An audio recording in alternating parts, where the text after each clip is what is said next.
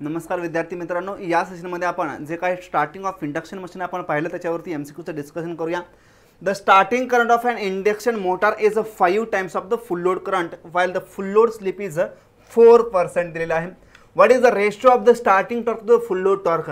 Question बघा, ESC electronics 2018, ESC electrical 2001, ESC electrical 2009 आणि जेईला विचारलेला आहे 2020 ला.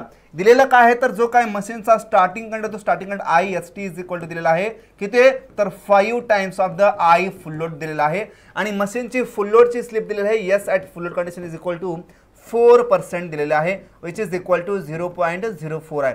आणि स्टार्टिंग टॉर्क आणि फुल लोड टॉर्कचा रेशो आपल्याला विचारलेला आहे. आपल्याला माहिती पाहिजे TST divided by T full load is equal to काय असतो तर IST divided by I full लोडचा whole square into slip at full load condition. अच्छा, दिलेला क्वांटिटी या ठिकाणी लिहून घेऊया. IST दिलाय काय दिलेला आहे किती तर 5 times of full load current आहे म्हणजे 5 times of I full load divided by I full load as it is याचा होल स्क्वेअर करा इंटू स्लिप किती दिला आहे तर 0.04. याचं सिम्प्लिफिकेशन करा. I फुल लोड आणि I फुल लोड कॅन्सल होऊन जाईल. 5 चा स्क्वेअर किती होईल 25 into 0.04 which is equal to किती येईल तर 1 येईल. म्हणजे ॲक्च्युअली आन्सर किती येईल याचा रेशो किती येईल तर रेशो या ठिकाणी 1 येईल. That is TST divided by T full load या केसमध्ये किती येईल तर 1 येईल या दोघांचा रेशो. ऑप्शन नंबर 3 या केसमध्ये या क्वेश्चनचं काय असेल तर राईट आन्सर असेल.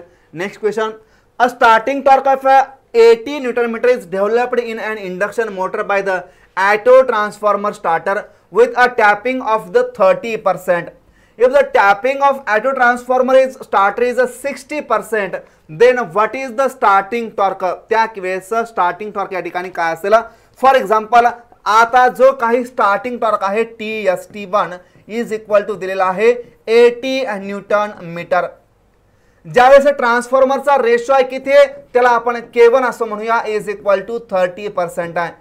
सेकंड केसमध्ये टॅपिंग चेंज केलेलं आहे कितीला तर 60% ला म्हणजे K2 इज इक्वल टू 60% या केसमध्ये झाला. तर त्या केसमध्ये स्टार्टिंग टॉर्क किती असेल TS2 इज इक्वल टू किती असेल असं आपल्याला विचारलेलं आहे.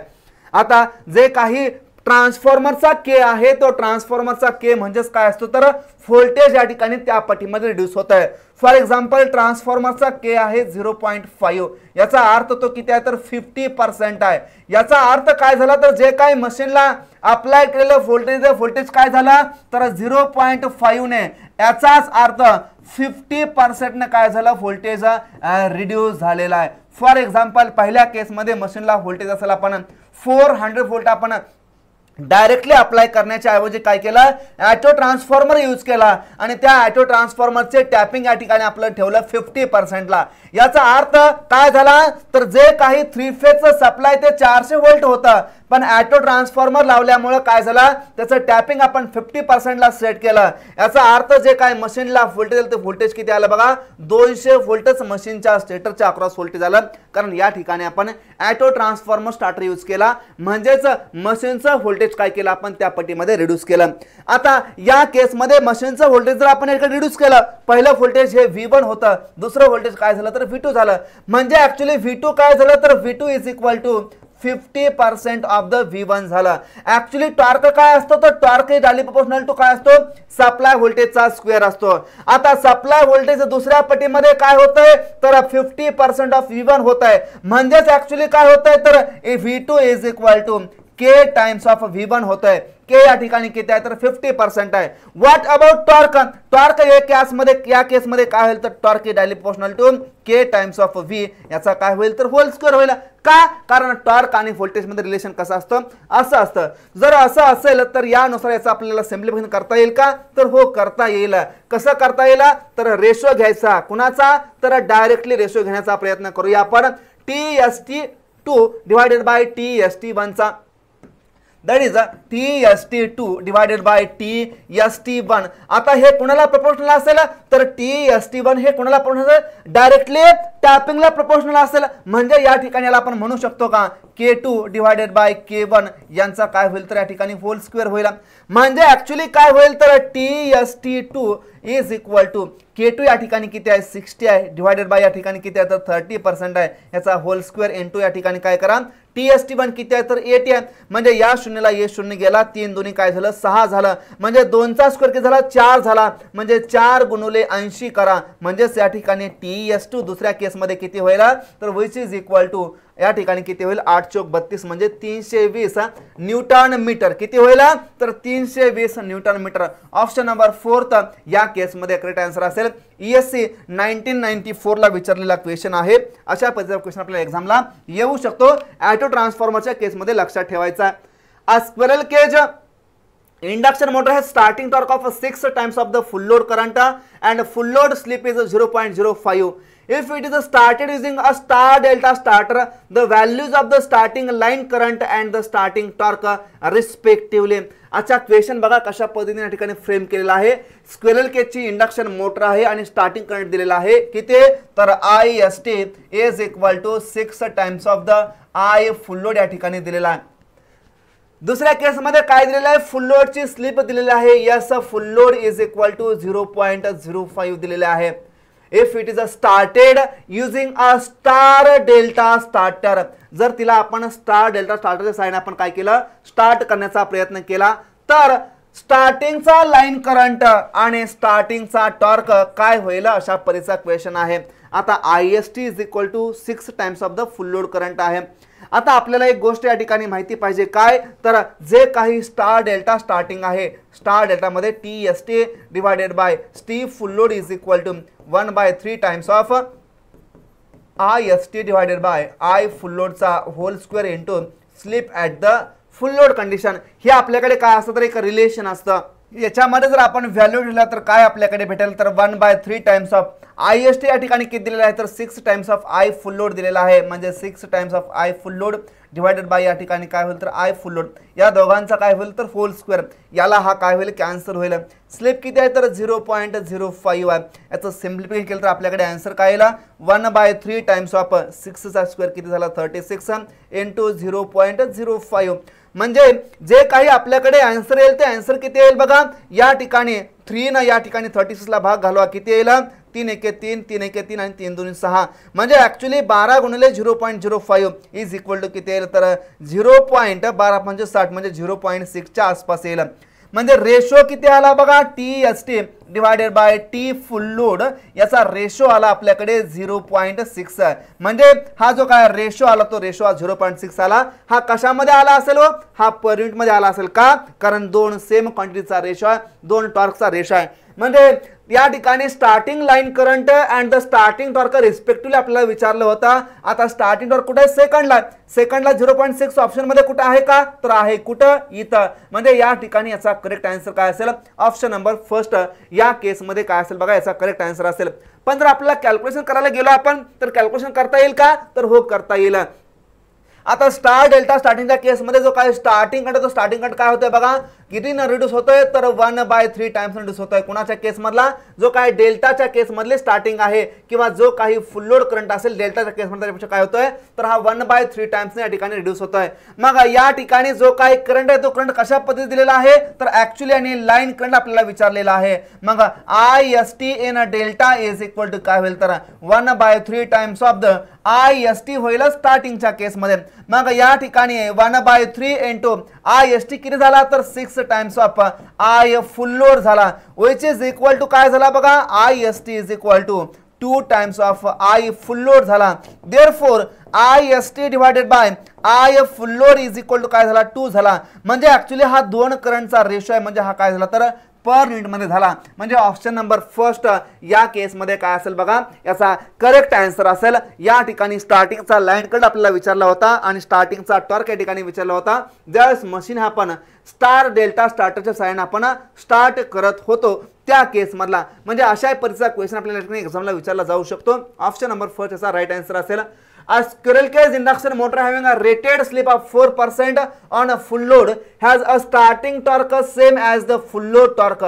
Which one of the following statement is correct? आता याच्यामध्ये कोणतं स्टेटमेंट करंट आहे equal to the full load current असेल 5 times of the full load current असेल twice times of the full load current असेल और 4 times of the full load current असेल. मग या केसमध्ये आपल्याला विचारलेलं आहे काय, तर जे काही खालीलपैकी करंट आहे ते आपल्याला विचारलेलं आहे. स्क्वेअर केज जे मशीन आहे स्लिप आहे या ठिकाणी फुल लोडची दॅट इज 0.04 आहे आणि या केसमध्ये दिलेला आहे तर starting torque is equal to full load torque दिलेला आहे. म्हणजे या दोघांचा रेशो ठिकाणी आपल्याला दिलेला आहे. याचा अर्थ काय झाला बघा, जर आपण जनरल इक्वेशनचा विचार केला तर TST divided by T full load is equal to ISC, त्याला IST आपण म्हणूया, I फुल लोड याचा whole square into slip corresponding to the full load condition झाली. मग या केसमध्ये आपल्याला दिलेला काय तर ह्या दोघांचा रेशो काय तर दोन्ही सेम आहे. जर दोन्ही सेम असेल तर दोघांचा रेशो काय तर 1 येईल. त्याचा अर्थ 1 is equal to IST divided by I full लोडचा होल स्क्वेअर इंटू स्लिप किती आहे तर स्लिप आहे 0.04. स्लिप किती आहे या ठिकाणी तर 0.04 आहे. म्हणून या ठिकाणी IST divided by I full load चा होल स्क्वेअर जर आपण केला तर काय येईल 1 डिवायडेड बाय 0.04 येईल. आता 1 डिवायडेड बाय 0.04 येईल की आन्सर किती येईल तर आन्सर येईल 25. आन्सर किती येईल तर 25 येईल. म्हणजे ऍक्च्युली काय आला आपल्याकडे जो काही IST divided by I full load आलेला आहे तो किती आलेला आहे तर 25 चा रूट घ्या, कारण याचा मी स्क्वेअर काढून टाकला, त्याचा रूट घ्यावा लागेल. किती आला 5 आला. देअरफॉर स्टार्टिंग करंट या केसमध्ये किती होईल तर 5 times of the full load current होईल. याचा अर्थ काय झाला तर या केसमध्ये जो काय स्टार्टिंग करंट काय झाला बघा 5 times of the full load झाला. ऑप्शन नंबर सेकंड या केसमध्ये काय असेल बघा करेक्ट असेल 5 times of the full load current. ESC electrical 2001 ला विचारलेला क्वेश्चन आहे. A 3 phase square cage induction motor is started with the star delta starter. What is the starting current of the motor. आता ESC ला विचारलेला 2008 ला कुणाच्या साहाय्याने केलेले आहे तर स्टार डेल्टाच्या साहाय्याने स्टार्ट केलेला आहे. मग स्टार्टिंग करंट या ठिकाणी काय होईल तर 1/3 टाइम्स द करंट इन कुणामध्ये 1/3 times the current in direct online starter. Option number second या केसमध्ये काय असेल तर याचा करेक्ट आन्सर असेल 1/3 टाइम्स ने काय होईल रिड्यूस होईल. Next the starting current and the torque of a 3-phase induction motor on a direct online starting is a 30 ampere and the 300 Newton meter respectively.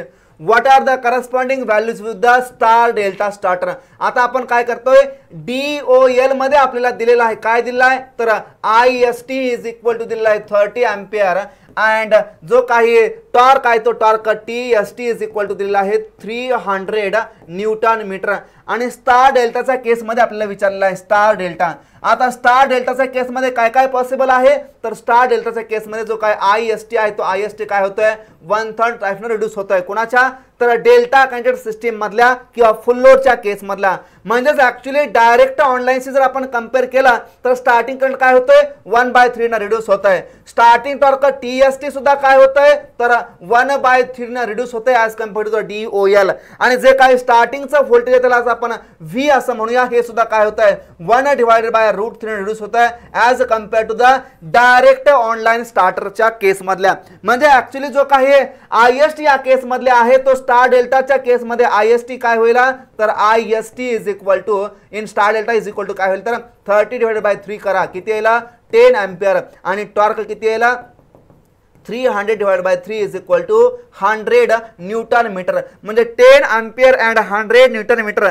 Option number second या केसमध्ये काय असेल तर या क्वेश्चनचं करेक्ट आन्सर असेल. अशा पद्धतीचा क्वेश्चन आपल्याला एक्झाम मध्ये विचारला जाऊ शकतो. Next in a star delta starting of a 3-phase induction motor the starting voltage is reduced to the. आता काय विचारलेलं आहे तर स्टार डेल्टा स्टार्टिंग आपल्याला विचारलेलं आहे कुठले स्टार डेल्टा. मी आता सांगितलं जे काय व्होल्टेज ते व्होल्टेज काय होत आहे 1 डिवायडेड बाय √3 ने रिड्यूस होत आहे आणि starting current IST and TST are reduced by the 1/3 as compared to the DOL. मग काय होईल तर 1/3 times of its normal voltage ने काय होईल रिड्यूस होईल. Option number 3 is the right answer for this question. Option number 3. Next for starting of an induction motor the star delta starting can be considered equivalent to the auto transformer starter with the ratio of काय मी सांगितलं होता जो काही star delta आहे आणि जो काही auto transformer आहे त्याच्यामध्ये जो काय रेशो किती होता तर 1/3 टाइम्स न काय होतंय तर व्होल्टेज ठिकाणी काय होत आहे रिड्यूस होत आहे. कुणाच्या केस मधला तर ऑटो ट्रान्सफॉर्मरच्या केस मधला. म्हणजे ऍक्च्युअली किती होत आहे तर 57.7% रिडक्शन इन व्होल्टेज होत आहे. म्हणजे ऑप्शन नंबर कोणता असेल तर ऑप्शन नंबर सेकंड या केस मध्ये काय असेल तर राईट आन्सर असेल. नेक्स्ट दिलेला आहे याच्याबद्दल discussion. Which of the following starter is not used for the starting of induction machine? आपण कुठला स्टार्टर यूज करू शकत नाही. आपण DOL पाहिला, ऑटो पाहिला, स्टार डेल्टा पाहिला. 2 पॉइंट ट्रान्सफर स्टार्टर आपण यूज करू शकत नाही या इंडक्शन मशीनच्या केस मध्ये. Next name the starter which is very common and used for the cage motor designed to run normally on delta connected stator winding. आता अशा पद्धतीचा स्टेटरचं नाव सांगायचं आहे तो काय तर मोस्ट कॉमन आहे आणि used for the squirrel cage induction motor design to run normally on delta connected stator winding. म्हणजे ऍक्च्युअली जे काय स्टेटरची वाइंडिंग आहे ती स्टेटरची वाइंडिंग ही डेल्टा कनेक्टेड साठी डिझाइन केलेलं आहे रनिंगच्या कंडिशन मध्ये. मग स्टार्टिंगच्या कंडिशन मध्ये याला आपण कसं कनेक्ट केलं असेल तर स्टार मध्ये कनेक्ट केलेला असेल. मग हा स्टार्टर कुठला असेल तर हा स्टार्टर असेल स्टार डेल्टा स्टार्टर आणि हा कॉमन असतो कुणासाठी तर स्क्विरल केज इंडक्शन मोटरसाठी. म्हणजे ऑप्शन कोणता असेल तर option number 3 star delta starter त्याला आपण म्हणूया. कारण या ठिकाणी डेल्टा कनेक्टेड स्टेटर वाइंडिंग दिलेला आहे आणि रनिंग कंडिशन मध्ये दिलेला आहे. मग रनिंग कंडिशन मध्ये डेल्टा कनेक्टेड वाइंडिंग आपण कनेक्ट करतो आणि स्टार मध्ये स्टार्टिंगला काय करतो आपण ती वाइंडिंग स्टार मध्ये कनेक्ट करण्याचा प्रयत्न करतो जेणेकरून starting current starting torque 1/3 reduce होईल आणि स्टार्टिंग व्होल्टेज काय होईल तर 1/√3 टाइम्स न रिड्यूस होईल. Option number 3 is the right answer असेल. याच्यामध्ये दिलेला आहे कुठला स्टार्टर कुठे यूज केला जातो कशा पद्धतीने आपण या ठिकाणी ऑलरेडी असं डिस्कशन केलेलं आहे. आता जो काही या ठिकाणी DOL आहे त्या DOL चा उपयोग आपण फुल लोड व्होल्टेजच्या स्टार्टिंगसाठी करू शकतो आणि मशीन सेटिंग 5 HP पेक्षा कमी असल्याचा उपयोग करूया. स्टार डेल्टा जो काय आहे तो जनरली आपण कुठे करतो तर जनरली मशीन मध्ये स्टार कनेक्टेड वाइंडिंग स्टार्टिंगला असेल आणि मशीन डेल्टा कनेक्टेड मध्ये असेल रनिंगच्या कंडिशन मध्ये. ऑटो ट्रान्सफॉर्मरचा उपयोग आपण कुठे करतो तर 20 HP च्या स्क्वेरल केज इंडक्शन साठी यूज करतो आणि हा कसा असतो तर एक्सपेन्सिव्ह असतो as compare to the direct online. Star delta आपण कुठे करतो तर मीडियम रेंजच्या मशीनसाठी 5 HP पासून 15 HP च्या रेटिंगसाठी आपण काय करू याचा उपयोग करण्याचा प्रयत्न करूया. For induction motor which of the following starter is a cheapest. खालील पैकी कोणता स्टार्टर हा चीपेस्ट असेल. बघा ऑटो ट्रान्सफॉर्मर तर एक्सपेन्सिव्ह आहे. स्टेटर रेजिस्टन्स आपण या ठिकाणी यूज करू शकतो का स्लिप रिंग मोटर मध्ये यूज करू शकतो का किंवा स्टार डेल्टा असेल का तर स्टार डेल्टा जो काय आहे तो मोस्ट या ठिकाणी काय तर चीपेस्ट स्टार्टर आहे. खालील दिलेल्या ऑप्शन पैकी ऑटो ट्रान्सफॉर्मर सगळ्यात एक्सपेन्सिव्ह आहे मोठ्या मशीनसाठी यूज केला जातो. स्टेटर रेजिस्टन्स स्टार्टर सुद्धा आपण या ठिकाणी एक्सपेन्सिव्ह होऊ शकतो कारण ॲडिशनल आपल्याला काय करायचं आहे स्टेटर वाइंडिंग मध्ये रेजिस्टन्स इन्सर्ट करायचे आहेत. स्लिपरिंग मोटर स्टार्टर म्हणजेच काय तर रोटार सर्किट मध्ये काय करायचं या ठिकाणी इंड्यूस करायचं स्टार्टर रेजिस्टन्स इंड्यूस करायचा आहे आणि स्टार डेल्टा या ठिकाणी काय करतो आपण जनरली मोस्ट इकॉनॉमिकल असेल चीपेस्ट असेल. ऑप्शन याचा असेल स्टार डेल्टा स्टार्टर या ठिकाणी काय असेल करेक्ट आन्सर असेल. नेक्स्ट याच्याबद्दल दिलेला आहे ऑटो ट्रान्सफॉर्मर बद्दल दिलेला आहे रोटार रेजिस्टन्स बद्दल दिलेला आहे डिस्कशन डायरेक्ट ऑनलाईन स्टार्टर बद्दल डिस्कशन दिलेलं आहे त्याचे ड्रॉबॅक या ठिकाणी दिलेला आहे तर मी ऑलरेडी डिस्कशन केलेलं आहे पीडीएफच्या माध्यमातून तुम्ही नंतर रीड करून घ्या. Star delta starter is use for the starting कशासाठी यूज केला जातो 3 फेज इंडक्शन मोटरसाठी युनिव्हर्सल स्टेपर मोटर और सिंगल फेज जनरली कोणासाठी यूज केला जातो तर स्टार डेल्टा स्टार्टर हा 3 फेज इंडक्शन मशीनसाठी यूज केला जातो.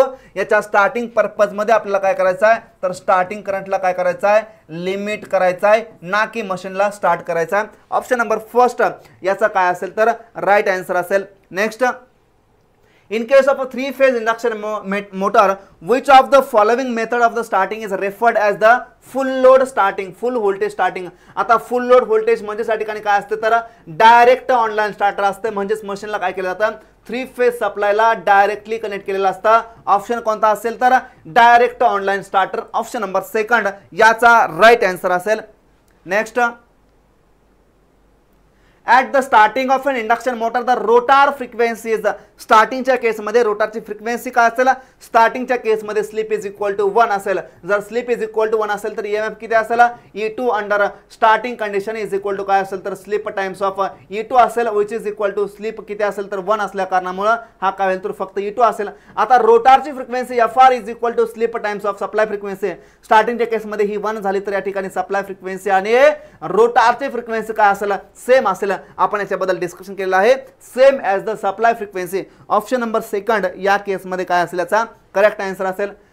A squirrel cage induction motor having a rated slip of 2% on the full load as a starting torque is 50% of the full load torque, the starting current is. या ठिकाणी आपल्याला starting current विचारलेला आहे. अच्छा, या ठिकाणी दिलेलं काय तर स्क्विरल केजची मशीन आहे आणि स्लिप या ठिकाणी दिलेला आहे किती तर 0.02 दिलेला आहे आणि starting torque is equal to 50%, that is TST is equal to 50% of the full load torque दिलेला आहे. त्यालाच आपण फुल लोड असं म्हणूया. म्हणजे ऍक्च्युअली क्वेश्चन बघा कशा पद्धतीने रिव्हर्स केलेला आहे. ESC इलेक्ट्रिकल 2010 ला विचारलेला क्वेश्चन आहे. म्हणजेच TST divided by T full load is equal to दिलेला आहे 50%, that is equal to 0.5 which is equal to 1/2 आहे.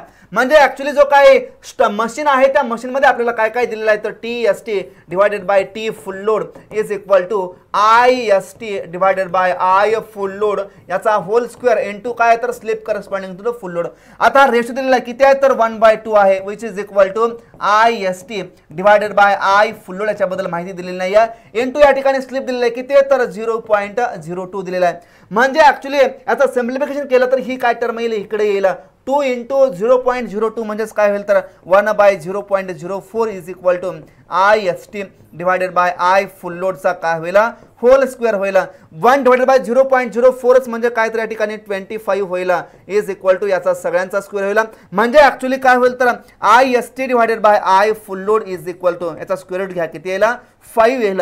म्हणजे ऍक्च्युली जो काय स्टार्टिंग करंट होतो starting current is equal to 5 times of the full load current होईल. म्हणजे starting current is equal to 5 times of the full load current. Option कोणता आहे का आहे थर्ड नंबरचा ऑप्शन या ठिकाणी काय असेल याचा करेक्ट आन्सर असेल थर्ड नंबरचा. Next, the starting current of an induction motor is 5 times of the full load current while the full load slip is 8%. Find the ratio विचारलेला आहे TST divided by T full load. Direct लिहितो या ठिकाणी किती आहे current तर 5 times of the I full load आहे divided by या ठिकाणी I फुल लोड करा याचा काय करा होल स्क्वेअर करा. स्लिप किती आहे तर 0.08 म्हणजेच या ठिकाणी 25 इंटू 0.08 25 किती झालं 200 झालं म्हणजे या ठिकाणी 2 येईल. म्हणजे actually TST divided by T full load किती येईल तर इज इक्वल टू 2 येईल. रेशो किती येईल तर 2. ऑप्शन नंबर या ठिकाणी काय असेल याचा correct option number second is the right answer असेल या केसमध्ये. अशा पद्धतीच्या क्वेश्चनचा आपण प्रॅक्टिस करून याचा नंतर आपल्याला असं लिहायची सुद्धा या ठिकाणी गरज भासली नाही पाहिजे. जर स्टार्टिंग करंट हा 5 टाइम्स दिलेला आहे म्हणजे इथंच 5 चा स्क्वेअर करा इंटू स्लिप किती दिलेला आहे तर 8 दिलेला आहे म्हणजे 0.08 करा विच इज इक्वल टू काय येईल तर 2 येईल. हे झालं आपल्याकडे आन्सर. मग हे पॉसिबल कधी आहे तर प्रॅक्टिस केल्यानंतर पॉसिबल आहे. आता सहजासहजी पॉसिबल आहे का तर नाही. यासाठी काय करायला लागते प्रॅक्टिस करायला लागते. याचा अर्थ जे काय आपण म्हणतो की प्रॅक्टिस मेक्स मॅन परफेक्ट. मी याच्या रिव्हर्स थोडंसं बोलण्याचा प्रयत्न करतो किंवा याच्या थोडंसं पुढे जाऊन बोलण्याचा प्रयत्न करतो. Perfect practice makes man perfect. म्हणजे जर आपण परफेक्ट प्रॅक्टिस केली तर माणूस हा या ठिकाणी परफेक्ट बनत असतो. फक्त प्रॅक्टिस महत्त्वाची नाही आहे तर परफेक्ट प्रॅक्टिस या ठिकाणी महत्त्वाची आहे. Next, for a 3-phase induction motor, what fraction, that is multiple of the supply voltage, is required for a direct online starting method such that the starting current is limited to the 5 times of the full load current and motor develops 1.5 times of the full load torque at the starting time. ESC electrical 2016 ला विचारलेला question आहे. दिलेला quantity काय आहे तर IST is equal to दिलेला आहे 5 times of the I full load विचार दिलेला आहे आणि त्यानंतर जे काय मशीन आहे त्या मशीन मध्ये जे काही IST आहे ते IST is equal to 1.5 times of the I full load दिलेला आहे. असं दिलेलं आहे का बघा. IST दिलेला या ठिकाणी काय असेल तर हा टॉर्क आहे. अच्छा, या ठिकाणी हा टॉर्क आहे.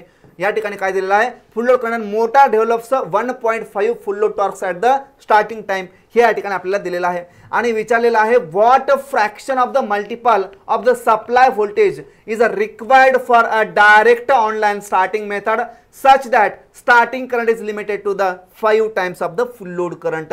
आता या ठिकाणी आपल्याला फ्रॅक्शन विचारलेलं आहे. आता फ्रॅक्शन म्हणजेच काय असेल याच्याबद्दल आपल्या ठिकाणी पाहावं लागेल. याच्यामध्ये TST divided by T full load किती दिलेला आहे तर TST divided by T full load दिलेला आहे आपल्याकडे 1.5 दिलेला आहे. हा आपल्याकडे एक रिझल्ट याच्यातून आपल्याला भेटत आहे.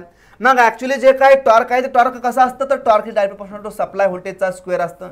आता स्टार्टिंग मध्ये जे काय व्होल्टेज ते व्होल्टेज आपण काय केलं पाहिजे जनरली रिड्यूस केलं पाहिजे. मग किती रिड्यूस करायला पाहिजे आपण जनरली तर x टाइम्सने आपण रिड्यूस करायला पाहिजे. फॉर एक्झाम्पल जर आपण एक्स टाइपनं व्होल्टेज रिड्यूस केलं तर जे काय टॉर्क व्हायला होईल तर torque directly proportional to x times of v चा स्क्वेअर होईल. म्हणजे जे काही फ्रॅक्शन आहे तो फ्रॅक्शन या ठिकाणी काय असेल तर एक्सचा असेल. हा फ्रॅक्शन कुणाशी कम्पेअर केलेला आहे तर डायरेक्ट ऑनलाईनशी कम्पेअर केलेला आहे. जर एवढा फ्रॅक्शन असेल तर त्या केसमध्ये काय होईल तर स्टार्टिंग टॉर्क हे DOLच्या केसच्या बरोबर या ठिकाणी येण्याचा प्रयत्न करेल. म्हणजे ऍक्च्युली काय आहे तर TST divided by T full load is equal to काय असेल तर एक्स स्क्वेअर टाइम्स ऑफ या पुढच्या गोष्टी असतील पण त्या काय असतील नंतर असतील. आपल्याला हा जो काय फ्रॅक्शन आहे तो फ्रॅक्शन आपल्याला कॅल्क्युलेट करावा लागेल पहिल्यांदा. मग हा फ्रॅक्शन काय असेल तर TST divided by T full load is equal to x square होईल. आता हा एक्स स्क्वेअर दिलेला आहे का तर दिलेला आहे किती विच इज इक्वल टू 1.5 दिलेला आहे. Therefore x is equal to किती होईल तर 1.5 चा स्क्वेअर रूट होईल. मग याचा स्क्वेअर रूट केला तर आन्सर किती येईल तर 1.226 च्या आसपास येईल. किती 1.226 च्या आसपास. म्हणजे actually x is equal to किती झाला या केसमध्ये तर 1.226 झाला. म्हणजे हा जो काय फ्रॅक्शन आहे तो फ्रॅक्शन आला ऑप्शन नंबर सेकंडचा. मग या ठिकाणी विचारलं काय होतं तर व्हॉट फ्रॅक्शन और multiple of the supply voltage is required for a direct online starting method.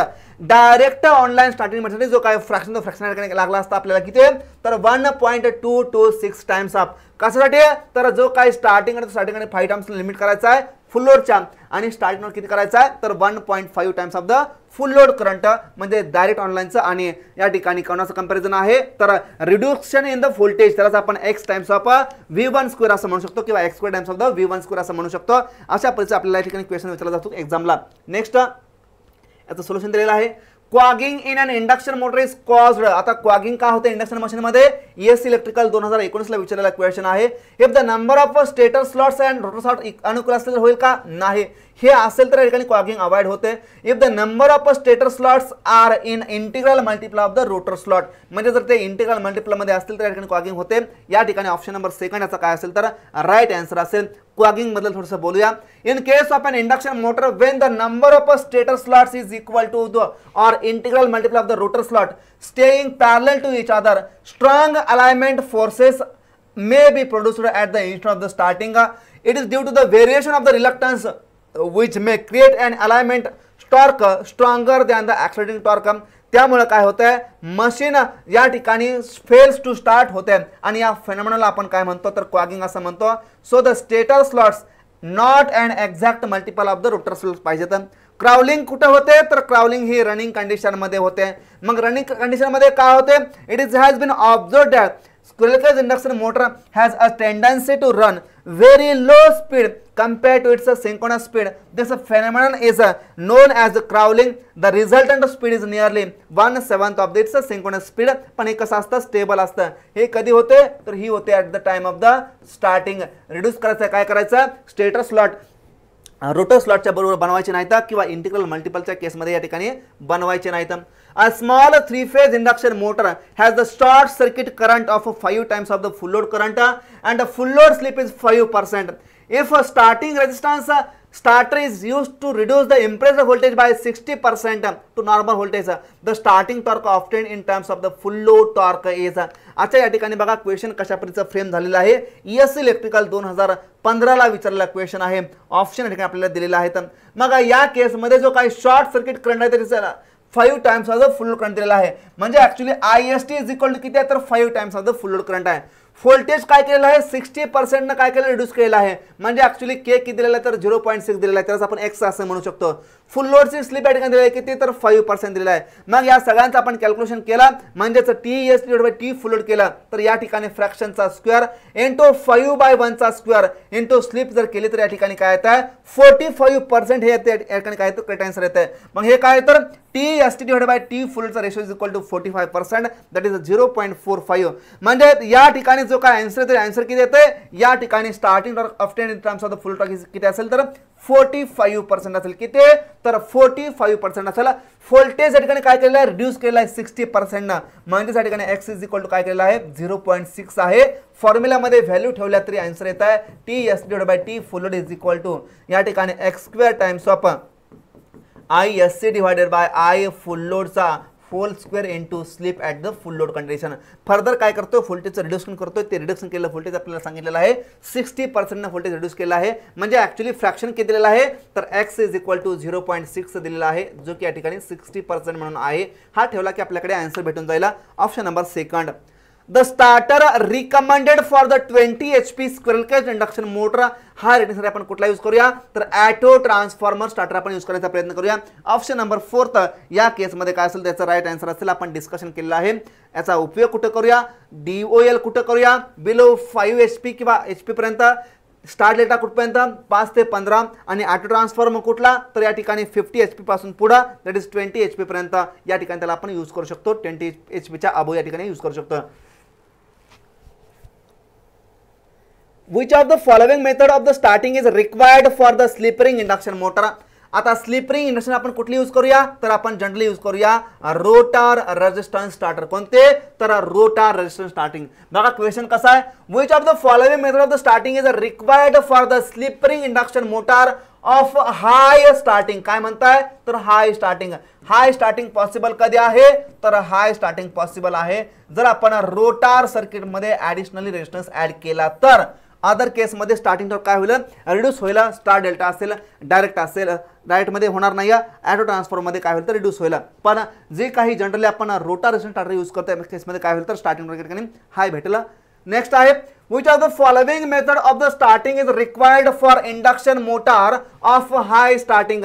आता which of the following method of the starting is required for the induction motor of high rating. आता या ठिकाणी हाय rating साठी विचारलेलं आहे आणि या केस मध्ये काय विचारलं होतं, तर हाय रेटिंग साठीच विचारलं होतं. मग हाय रेटिंग साठी आपण जनरली कोणती मशीन कोणती स्टार्टिंग यूज करूया, तर आपल्याला माहिती पाहिजे ऑटो ट्रान्सफॉर्मर स्टार्टिंग. कोणते, तर ऑटो ट्रान्सफॉर्मर स्टार्टिंग यूज करण्याचा प्रयत्न करूया, जी काही 20 HP अँड अबो साठी आपण यूज करूया. ऑप्शन नंबर फर्स्ट या केसमध्ये काय असेल तर राईट आन्सर असेल. आता इथंही ऑटो ट्रान्सफॉर्मर होता, पण या ठिकाणी दिलं होतं काय, तर स्लिप रिंग इंडक्शन मशीन दिलं होतं. कोणते, तर स्लिप रिंग इंडक्शन मशीन. मग याच्यामध्ये पॉसिबल कोणते आहे, तर रोटर रेजिस्टन्स स्टार्टर आपण यूज करतो generally slip ring induction machine साठी. ऑप्शन नंबर 4 या केसमध्ये काय असेल तर या क्वेश्चनचा करेक्ट आन्सर असेल. Because slip ring induction motor are invariably started with the help of the rotor resistance starter.